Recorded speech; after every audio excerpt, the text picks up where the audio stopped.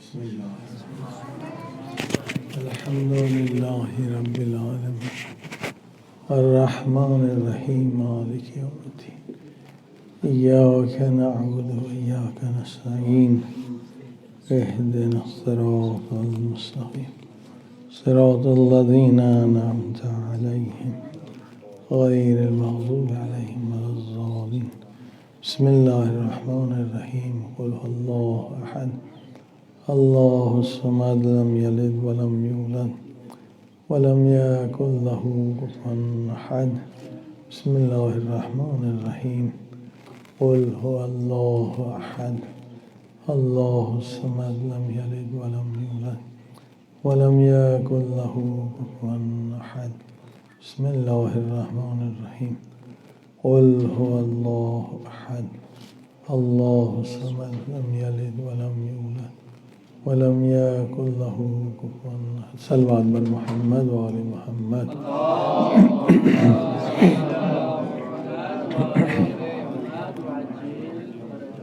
بسم الله الرحمن الرحيم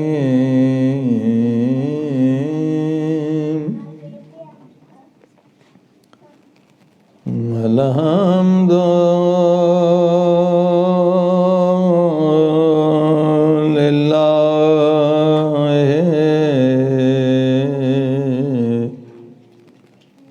رب العالمين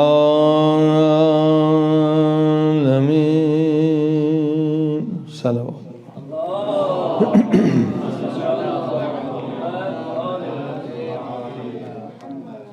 الحمد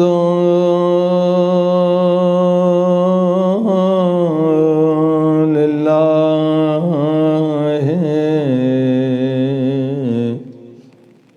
كما هو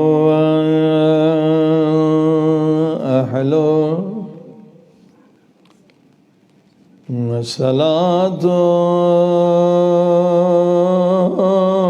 والسلام على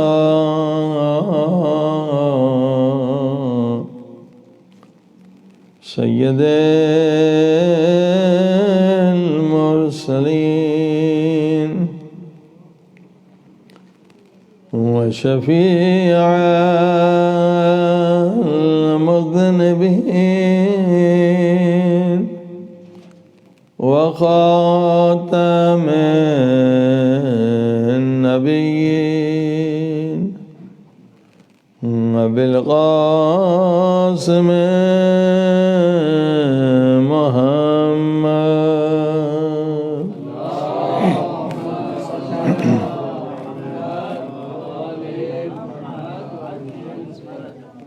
وآله الطيبين الطاهرين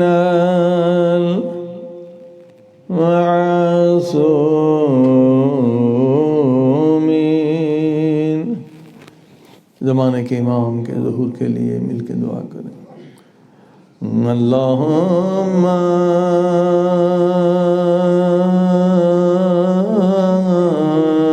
کل ولیک حجت بن الحسن صلواتک علیہ وعلا آبائه في هذه الساعة وفي كل ساعة وليا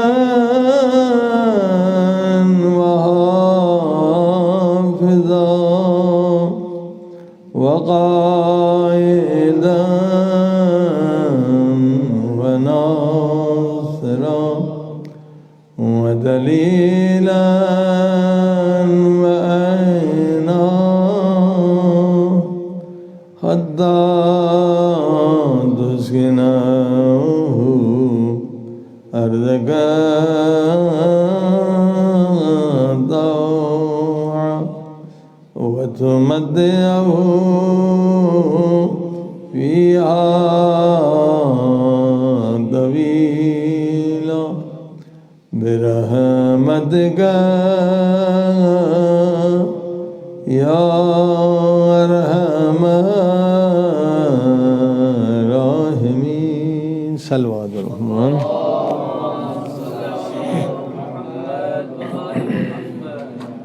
أما بعد فقد قال الله تبارك وتعالى في كتابه المجيد: بسم الله الرحمن الرحيم. قل لا أسألكم عليه أجرا إلا المودة في القربى. صلوات الحمد.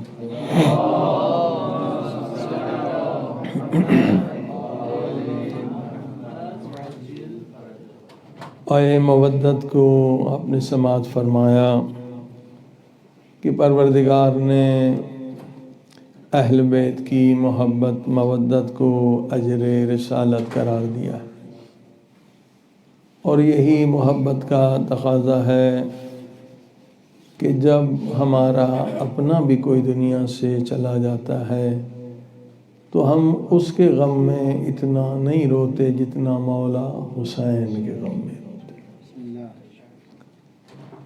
اور یہ ایک بہترین انداز ہے محبت اہل بیت کا. ہمارا کوئی جوان بھی مر جائے تو ہم اس جوان پہ کم روتے ہیں، علی اکبر پہ زیادہ روتے ہیں، یہ بتانے کے لیے کہ مولا ہم آپ کے غلام ہیں، ہم آپ کے عاشق ہیں، ہم آپ کے عزادار ہیں. عزیزان گرامی، زندگی اللہ کی دی ہوئی بڑی نعمت ہے. علماء فرماتے ہیں کہ ہدایت کے بعد جو دنیا میں سب سے بڑی نعمت اللہ پاک نے انسان کو دی ہے وہ یہ مہلت ہے، یہ زندگی ہے.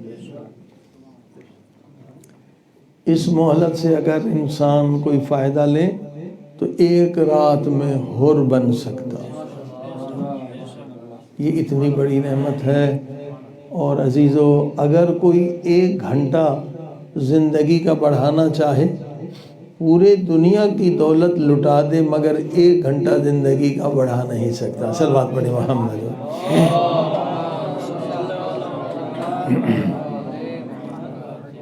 لہذا واقعاً قدر کریں اس زندگی کی، بہت قیمتی ہے. یعنی پوری دنیا میں جتنے خزانے ہیں وہ دے دیں، ایک گھنٹہ زندگی کا بڑھ نہیں سکتا. تو مولا علی بھی یہی فرماتے ہیں کہ دیکھو اس زندگی کو برباد نہ کرو. تم اگر 1000 درہم بازار میں لے جاتے ہو تاکہ 1000 درہم دے کر کچھ حاصل کرو، اگر تم لے کر گئے کپڑا لینا ہے، کوئی میوہ لینا ہے، فروٹ لینا ہے، اور آپ کچھ نہ لے سکے، 1000 درہم غائب ہو گیا، گم ہو گیا، تو آپ کو افسوس ہوگا یا نہیں؟ یعنی اس زمانے کا 1,00,000 روپیہ، کہ 1,00,000 روپیہ آپ کا ضائع ہو جائے، آپ کو افسوس ہوتا ہے کہ یار میرا پیسہ گم ہو گیا، نہ راہ اللہ نہ راہ رسول. تو مولا علی فرماتے ہیں کہ 1 گھنٹے کی قیمت تمہاری نظر میں کیا ہے؟ صلوات پڑھ دیں محمد و آل محمد.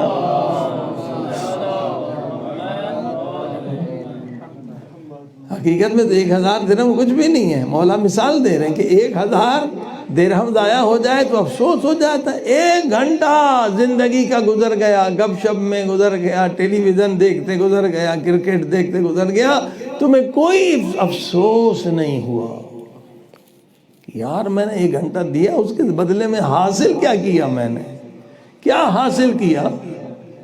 اللہ پاک نے قسم کھائی ہے، بسم اللہ الرحمن الرحیم، والعصر، قسم ہے زمانے کی، یعنی اہمیت بتلانے کی. البتہ تفسیریں الگ الگ ہیں.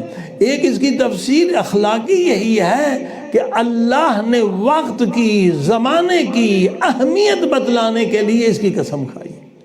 البتہ جو تفسیر فضائل کی ہے تو یہ عصر وہی عصر کربلا ہے. تو اللہ قسم کھا کے بتلا رہا ہے کہ وقت کی عزت کرو، وقت کا احترام کرو، عمر کو ضائع نہ کرو. اور ایک بہت زبردست جملہ کسی اسکالر کا جملہ ہے، پڑھے لکھے انسان کا جملہ ہے، فلسفی کا جملہ ہے، فرمایا جس نے وقت کی عزت نہیں کی لوگ بھی اس کی عزت نہیں کرتے۔ حقیقت یہی ہے، جو بیچارہ وقت برباد کرتا ہے کھیل کود میں، وہ آخر کیا بنتا ہے؟ بنگی بنتا ہے، چپراسی بنتا ہے، روڈ پہ جھاڑو لگاتا ہے۔ اگر پڑھتا لکھتا تو اسے عزت ملتی۔ وقت کی جس نے قدر نہیں کی ہے زمانہ بھی اس کی قدر نہیں کرتا، بلکہ اللہ پاک بھی اس کی قدر نہیں کرتا۔ جہاں آپ کہتے ہیں کہ اخوان الشیاطین ہیں وہ جو اسراف کرتے ہیں، کھانے کا اسراف، کپڑے کا اسراف، پانی کا اسراف، اخوان الشیاطین، یہ شیاطین کے بھائی ہیں۔ علماء فرماتے سب سے برا اسراف عمر کا اسراف، کہ عمر ضائع کر دی ہم نے۔ یہ اس سے بڑا اسراف کیا ہے؟ کہ زندگی سب سے مہنگی ترین چیز ہے، کہ 1 گھنٹہ زندگی کا ہم پوری دنیا کے خزانے لٹا دیں تو بھی بڑھا نہیں سکتے۔ اگر ہم زندگی 1 گھنٹہ 2 گھنٹہ برباد کر دیا، ہم نے اس کے بدلے میں کچھ حاصل نہیں کیا، نہ دین نہ دنیا، تو یقیناً یہ نقصان عظیم ہے، عظیم ہے۔ عزیزو، یہ زندگی، یہ وقت بہت اہم ہے، بہت اہم۔ مرنے کے بعد انسان پچھتائے گا کہ میں نے عمر کیوں ضائع کر دی۔ اسی وقت کو صحیح استعمال کریں تو انسان ولی خدا بن سکتا ہے، انسان امام زمانہ علیہ السلام کی خدمت میں پہنچ سکتا ہے، امام کے اصحاب میں شامل ہو سکتا ہے، لاکھوں لوگوں کی مدد کر سکتا ہے، اگر اسی وقت کا صحیح استعمال ہو جو اللہ نے ہمیں عطا فرمایا ہے۔ دیکھیے علماء فرماتے جو وقت ہے نا، یہ پلاسٹک کی طرح نہیں ہے، لاسٹک کی طرح، ربڑ کی طرح، اس کو کھینچے۔ وقت کسی کا انتظار نہیں کرتا بھائی، وقت گزر جائے گا، اس کو کھینچ نہیں سکتے، آپ بڑھا نہیں سکتے، گھٹا نہیں سکتے، وقت اپنی رفتار سے جا رہا ہے۔ اس کو آپ کیا کر سکتے ہیں؟ مینیج کر سکتے ہیں، مینیج کرنا وقت کو، یہ ایک بہت بڑا علم ہے، بہت بڑا علم ہے آج کے زمانے میں۔ مثلا کئی لوگوں نے پی ایچ ڈی کیا ہے کہ یہ انسان اتنا بڑا کامیاب کیسے ہوا۔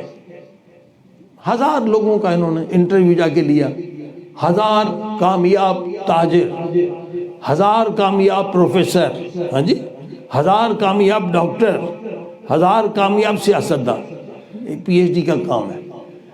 جا کے سب سے پوچھا کہ بھئی آپ کی کامیابی کا راز کیا ہے، کہ آپ دنیا میں ٹاپ 10 میں پہنچ گئے، ٹاپ 20 میں، 20 دنیا کے اعلیٰ ترین تاجر، اعلیٰ ترین پروفیسر، کامیابی کا راز کیا ہے؟ تو کہا جب ہم نے مشترک کیا نا ان انٹرویوز کو، تو سب میں ایک پوائنٹ مشترک تھی۔ یہ ہزار لوگ جو انہوں نے انٹرویو لیا، سب میں ایک نقطہ جو ہے مشترک تھا۔ وہ کیا تھا؟ وہ تھا ٹائم مینجمنٹ۔ یہ لوگ اس لیے کامیاب ہوئے کہ ان کو ٹائم مینیج کرنا آتا تھا، یعنی مدیریت تھی، کہ وقت ہمارا ایک لمحہ بھی ضائع نہ ہو۔ صلوات پڑھی محمد و آلہ محمد۔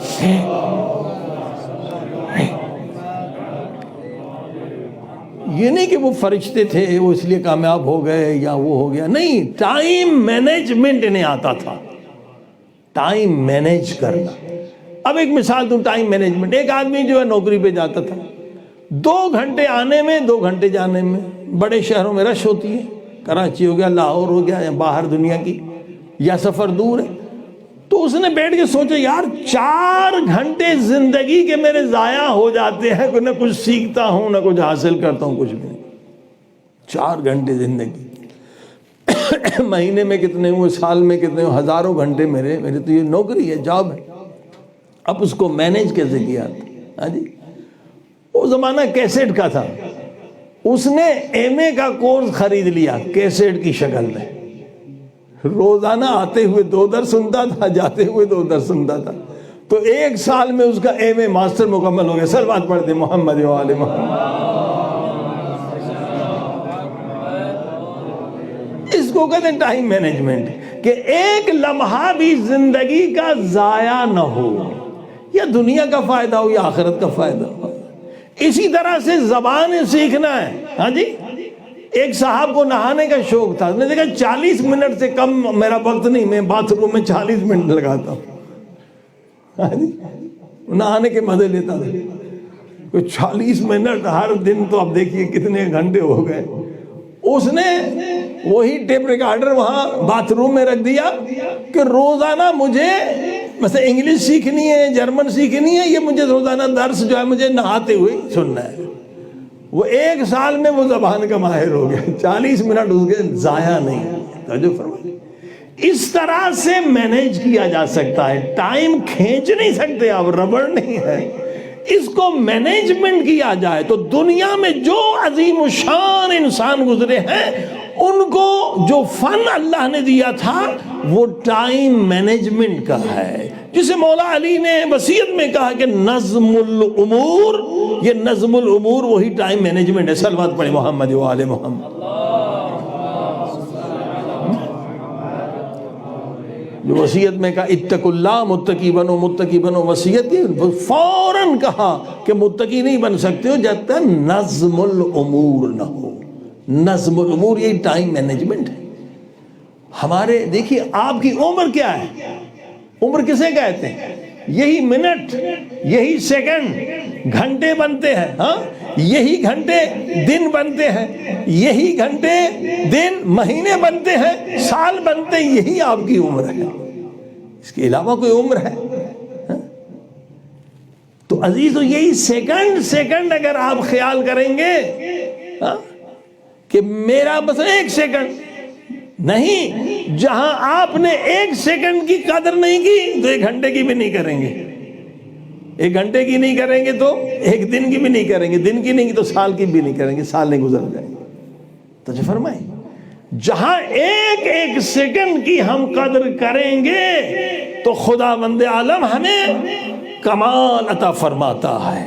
اب یہ دنیاوی ترقی ہو یا اخروی ترقی ہو، اولیاء خدا نہیں چاہتے کہ 1 لمحہ زندگی کا غفلت میں گزرے. 1 لمحہ میرے زندگی کا غفلت میں نہ گزرے. وہ کیسے؟ اگر کوئی ہمارا برنامہ ہی نہیں ہے، ٹائم ٹیبل ہی نہیں ہے تو نظم الامور کیا ہوگا؟ اس کے لیے آپ کو ٹائم ٹیبل بنانا پڑے گا. 24 گھنٹے کا ٹائم ٹیبل بنانا پڑے گا تاکہ 1 سیکنڈ میرے زندگی کا ضائع نہ ہو. مثلا اولیاء خدا کی عادت ہے کہ میں 1 گھنٹہ مثلا ہم نے دعا اور قرآن میں خرچ کرنا، یہ آخرت کی انویسٹمنٹ ہے. 1 گھنٹہ دنیا کے لیے، 1 گھنٹہ آخرت کے لیے. یہاں پر حضرت امام جعفر صادق علیہ الصلوۃ والسلام پڑھ دیں محمد.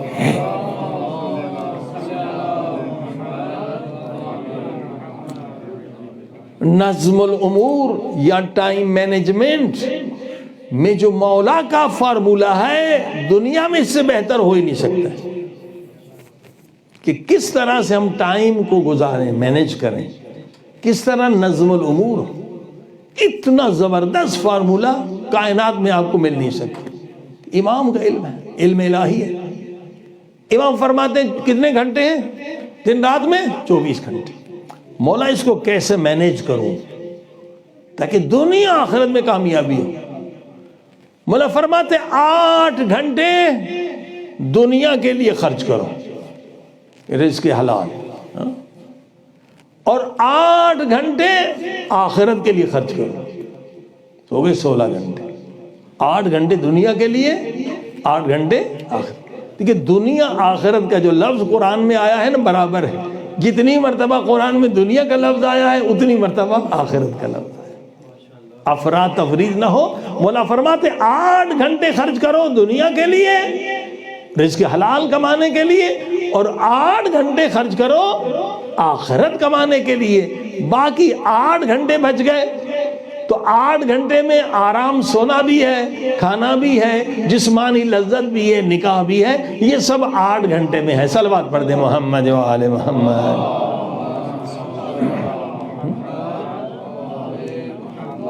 اس سے بہترین فارمولہ ہو ہی نہیں سکتا. بیلنس ہو. دنیا اور آخرت کا بیلنس، جسمانی لذت بھی چاہیے، آرام بھی چاہیے، ہاں 8 گھنٹے آخرت کے لیے اور 8 گھنٹے دنیا کے لیے۔ اگر واقعاً مومنین اس فارمولہ پہ عمل کریں کہ 8 گھنٹے آخرت کے لیے تو دنیا بہشت بن جائے۔ ہاں جی، اب ایک مومن اگر 5 منٹ نماز کے لیے 10 منٹ مسجد میں آتا ہے تو وہ احسان عظیم کرتا ہے۔ صلوات پڑھی محمد وآل محمد۔ 1 گھنٹہ مجلس میں خرچ کرتا ہے تو سمجھتے ہیں نا بڑا مومن ہو۔ مولا کہتے ہیں 8 گھنٹے آخرت کے لیے۔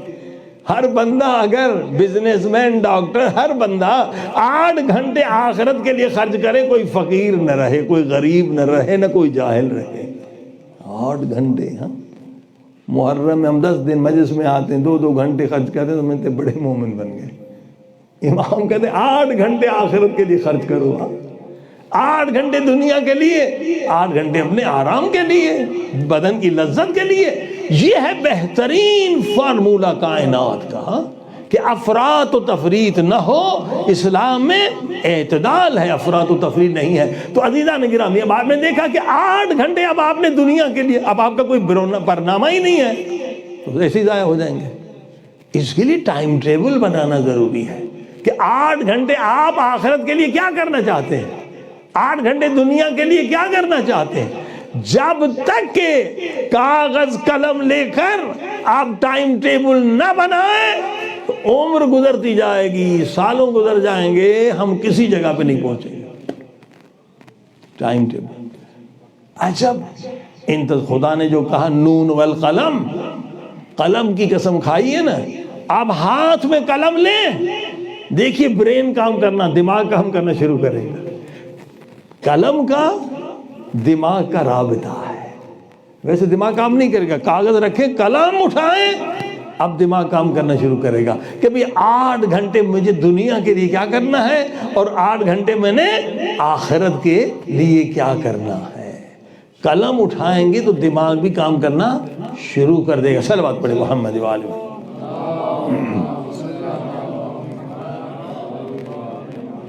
اب ہم اگر برنامہ بنائیں گے تو کیا بنائیں گے؟ ہمارا علم محدود ہے، ہاں جی، ہماری تقویٰ وہ نہیں ہے، ہمارا تجربہ وہ نہیں ہے، تو یہاں کہتے ہیں کہ آپ بزرگوں سے استفادہ کریں۔ ایک کتاب موجود ہے، برنامہ ہے سلوک۔ جو ولی خدا بنتے ہیں کیوں بنتے ہیں؟ اصل میں ٹائم مینجمنٹ کی وجہ سے بنتے ہیں۔ ٹائم مینجمنٹ کے بعد برنامہ سے بنتے ہیں۔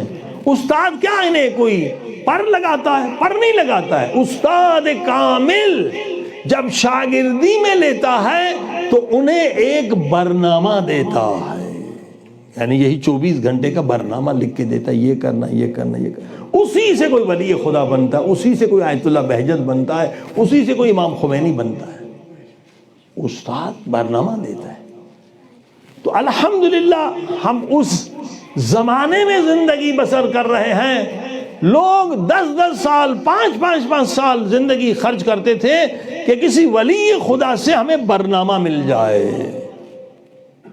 برنامہ مل جائے، زندگی کیسے گزارے۔ مثلا ایک شخص قوم میں آیت اللہ بہجت رحمۃ اللہ علیہ جیسے گھر سے نکلتے تھے وہ پہنچ جاتا تھا، آگا حرم میں جاتے تھے، حرم میں مسجد پورا 1 سال اس طرح سے کہ آقا مجھے برنامہ دے، مجھے برنامہ دے، میں کیسے زندگی گزاروں۔ اصل یہ بزرگ جانتے۔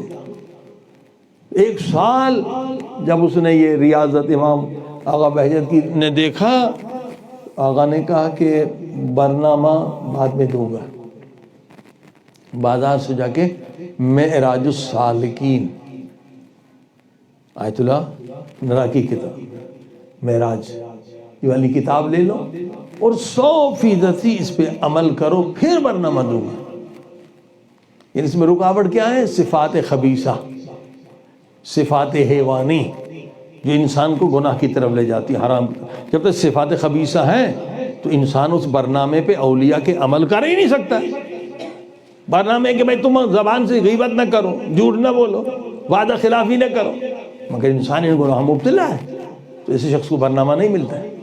کہ پہلے معراج السعادہ، معراج السعادہ اس کتاب پہ 100% عمل کرو پھر ہم برنامہ دیں گے، ورنہ برنامہ ضائع ہو جائے گا، دینے کا فائدہ ہی نہیں، تم عمل ہی نہیں کر سکتے ہو۔ اصل تو عمل ہے۔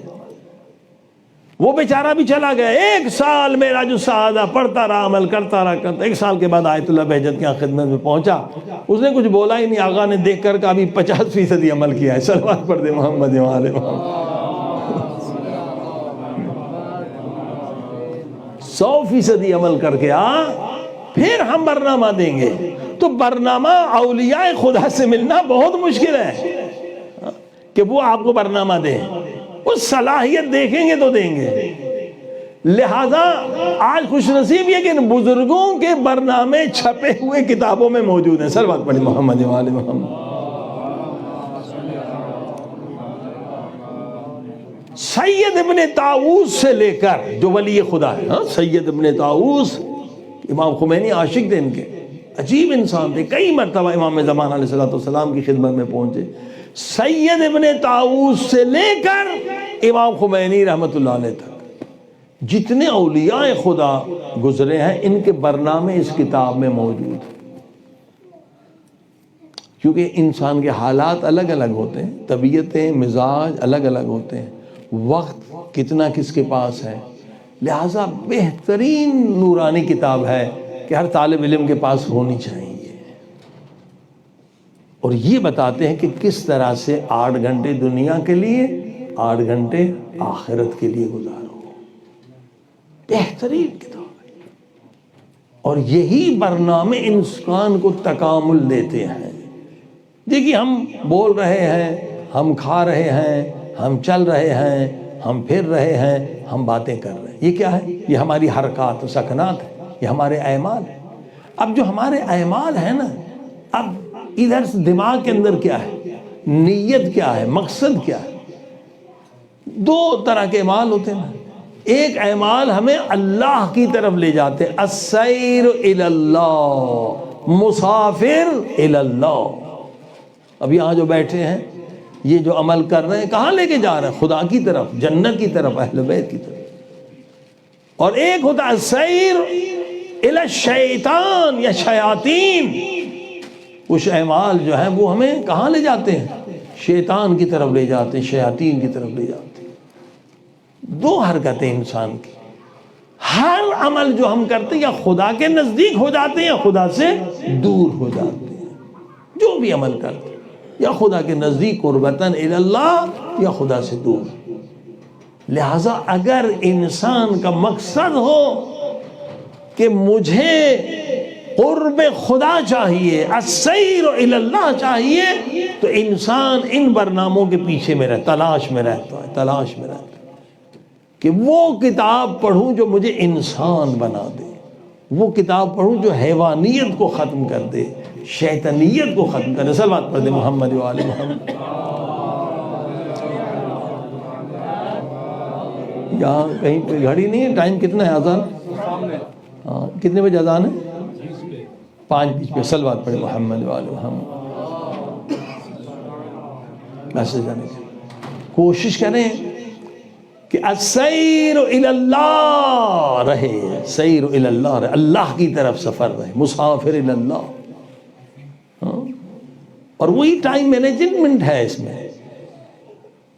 اگر انسان امام زمانہ علیہ السلام کی خدمت میں پہنچنا چاہتا ہے، نہیں پہنچ سکتا جب تک کہ ٹائم مینجمنٹ نہ سیکھ لے، نظم الامور، اصل نظم الامور۔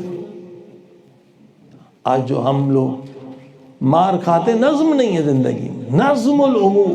نماز تہجد کیا نظم سکھاتی، نماز فجر نظم سکھاتی۔ فرمائیں غیبت کبریٰ میں امام کی خدمت میں پہنچنا عظیم الشان سعادت ہے، عظیم الشان معراج ہے۔ یعنی آپ کو اللہ نے کمال عطا فرمایا اگر امام کی خدمت میں پہنچ جائیں، بہت بڑا کمال۔ کیسے پہنچے؟ وہی کہتے ہیں اگر حالت حضور پیدا کر لیں، یعنی ایک لمحہ بھی ذکر خدا سے غافل نہ کریں، دائم الذکر دائم الوضو۔ اگر حالت حضور پیدا کرے، یعنی خدا کے حضور میں خود کو سمجھے تو خود بخود امام زمانہ کا حضور مل جاتا ہے۔ ہم خود کو خود غافل کرتے ہیں۔ کتنے اذکار ہیں، یا حاضر یا ناظر، یا حاضر یا ناظر، خدا ہر جگہ حاضر، خدا ناظر، ہمیں دیکھ رہا ہے۔ علم یعلم ان اللہ یرا، علم یعلم ان اللہ یرا، کیا نہیں معلوم تجھے خدا دیکھ رہا ہے؟ یعنی خدا فقط دل میں یہ خدا کی طرف دل ہو، حالت حضور پیدا کریں۔ وَهُوَ مَعَكُمْ أَيْنَمَا كُنْتُمْ، وہ تمہارے ساتھ ہے جہاں بھی ہو۔ حالت حضور پیدا کرو، خود بخود امام زمانہ کا حضور مل جائے گا۔ کیونکہ ہم 90% غافل رہتے، نماز میں بھی غافل رہتے۔ اچھا دوسرا، ایمان کا تھوڑا نچلا درجہ، کیسے پتہ چلے کہ ہم اندر ایمان ہے بھی یا نہیں؟ تو کیا فرمایا کہ صلاۃ، نماز بھاری ہے، سخت ہے، الا علی الخاشعین، مگر جو خاشعین ہیں وہ نماز میں نہیں تھکتے، انہیں نماز میں لذت ملتی ہے۔ یہ دوسری نشانی ہے کہ ایمان کا نچلا درجہ بھی اگر ہوگا تو نماز میں لذت ملے گی۔ اگر نماز میں لذت نہیں مل رہی تو ہزاروں حجابوں کے نیچے دفن ہے، ہم دفن ہیں، گناہوں کے نیچے دفن۔ کہ امام زین العابدین علیہ السلام فرماتے ہیں اللہ پاک نے جو لذت نماز میں رکھی ہے وہ کائنات کی کسی چیز میں نہیں رکھی، نہ کھانے میں، نہ پینے میں، نہ نکاح میں، نہ حکومت میں، نہ بادشاہی، مگر یہ لذت گنہگار پہ حرام۔ ہم اچھا کھانا دیکھتے کہتے پہلے کھانا کھاتے پھر نماز پڑھتے، کیونکہ کھانے میں لذت ملتی ہے، نماز میں لذت نہیں ملتی۔ الا علی الخاشعین، خشوع نہیں ہے، قلب پاک نہیں ہے کہ لذت نہیں ملتی۔ تجربے سے ثابت، علماء فرماتے جس دن آپ گناہ کریں گے، غیبت کریں گے، غیبت سنیں گے، اس دن نماز تہجد قضا ہو جائے گی۔ حتیٰ کہ عمل مکروہ، شہید مطہری نے لکھا کہ ایک جگہ جلسے میں کہ شعر شاعری کا شوق تھا، سوائے اہل بیت کی مدح کی شعر شاعری رات کو مکروہ ہے۔ ہم نے کہا آج نماز قضا ہو جائے گی، وہی ہوا کہ نماز قضا ہوگی۔ مکروہ فعل بھی اگر کریں تو نماز شب کی توفیق ہے۔ آئیے دعا کریں کہ ہم مولا حسین کی وصیت پہ عمل کریں۔ مولا حسین نے وقت آخر وصیت کی، بہن زینب مجھے نماز تہجد میں یاد کرنا۔ ظاہراً بی بی زینب کو وصیت ہے، مگر ہر عزادار کے لیے حسین مولا کی یہی وصیت، نماز تہجد میں یاد۔ میرے بیمار امام، میرے قیدی امام، میرے ضعیف امام سید ساجدین فرماتے ہیں ہماری بیویوں نے اس وصیت پہ اتنا عمل کیا، اتنا، وہ قیامت کی رات شام غریبہ جب سید زادیوں نے وہ رات بچوں کی لاشیں اٹھانے میں گزاری دی، اس رات بھی کسی بیوی کی نماز تہجد قضا نہیں ہوئی۔ جلتے ہوئے خیموں پہ زینب نے نماز تہجد ادا کی۔ اس کے اندر سیدزادیاں پابند تھیں اس وصیت۔ امام زین العابدین فرماتے ہیں کوفے سے کربلا سے کوفہ، کوفے سے شام، کبھی پانی ملتا تھا، کبھی ظالم روک دیتے، کبھی اونٹوں کو نہیں روک دیتے، کبھی ہمیں دھوپ میں کھڑا کر دیتے، مگر پورا سفر گزر گیا، یہاں کسی بیوی کی نماز تہجد قضا نہیں ہوئی۔ کیونکہ کہ وصیت مولا حسین امام زین العابدین فرماتے مگر ایک رات آدھی رات کا وقت تھا میں نے دیکھا پھپھی اماں زینب نماز تہجد کے لیے اٹھی ہے، وضو کیا، میں نے دیکھا پھپھی اماں بیٹھ کے نماز تہجد ادا کرنے لگی۔ میں نے پوچھا پھپھی اماں طبیعت تو ٹھیک ہے نا؟ میں نے کبھی آپ کو بیٹھ کے نماز تہجد پڑھتے نہیں دیکھا۔ بی بی زینب کی آواز آئی سجاد بیٹے زندان میں کھانا اتنا کم آتا ہے، ہم بچوں میں تقسیم کر دیتے ہیں، اب تیری پھپھی میں طاقت نہ رہے گی کہ کھڑے ہو کے نماز تہجد ادا کر سکے۔ پروردگار پاک بی بی زینب سلام اللہ علیہا کے صدقے میں ہم سب کو نماز تہجد پڑھنے کی توفیق عطا فرما، ہم سب کو نظم الامور، ٹائم مینجمنٹ، وقت کی قدر کرنے کی توفیق عطا فرما، ہم سب کو نماز کی لذت نصیب فرما۔ مرحوم مولانا جس کی سال ثواب کی مجلس ان کے لئے ایک سورہ الحمد 3 مرتبہ سورہ بسم اللہ۔